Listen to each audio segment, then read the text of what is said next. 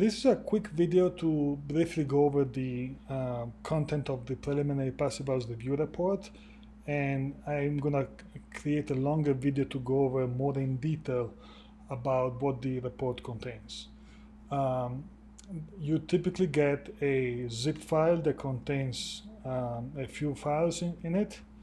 One is the main report, and there's other documents that we're gonna see in just a sec. So I'm gonna open the report. And big picture, the report will provide us information with how the building performs in terms of heating and cooling in the local climate.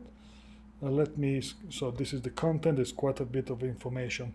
That is why whenever the report is complete and we're done with the analysis, we always go over this document together live on a call with the design team and the client, so that based on the report, we can look at how the project is meeting the initial goals, as well as what are the next steps for the project.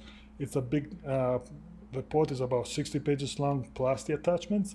That's why we always follow up on a call live to go over it together.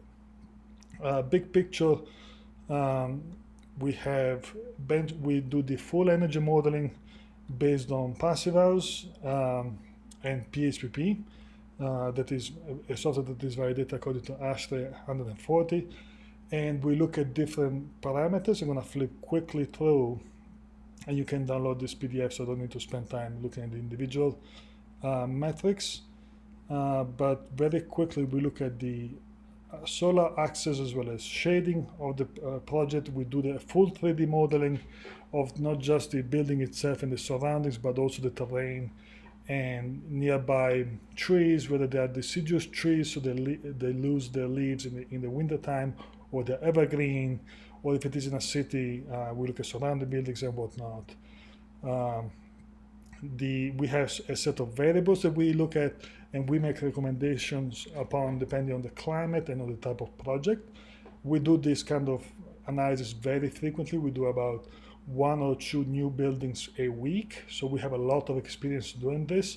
So we are very comfortable providing recommendation as far as what to look into as far as modeling, as opposed to things that don't make sense modeling, because they're not going to be impactful or significant in your climate or depending on your type of building.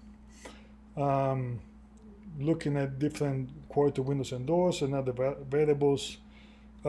This is a very important analysis that we do depending on the climate and depending on the different types of window package. We can have an analysis and see how comfortable the building is going to be, which is very important. And it's one of the main drivers in selecting a window package over another and seeing how much performance we need for windows and doors.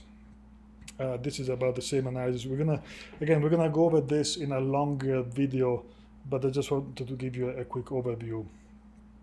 Passive solar gains, losses versus gains, looking at actual shading depending on the different seasons and depending on the different orientation of the building, fresh air, cold minimum ventilation versus ERV or HRV ventilation, looking at heating loads and cooling loads so that we can make recommendations for the HVAC contractor, so the system is going to perform well without being oversized or undersized.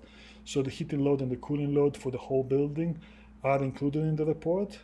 And then looking at the energy performance for heating and cooling, looking at the sweet spot where how the building performs best throughout the year, so heating and cooling combined. And then benchmarking the results against the International Passive House Standard as well as the Low Energy Building Standard. In addition to that, we have some typical wall assemblies covered, making recommendations as far as what R values you want to shoot for and how much insulation to get. More information on this in the longer video. I hope this has perked your interest, and I hope you have the time to look at the longer video.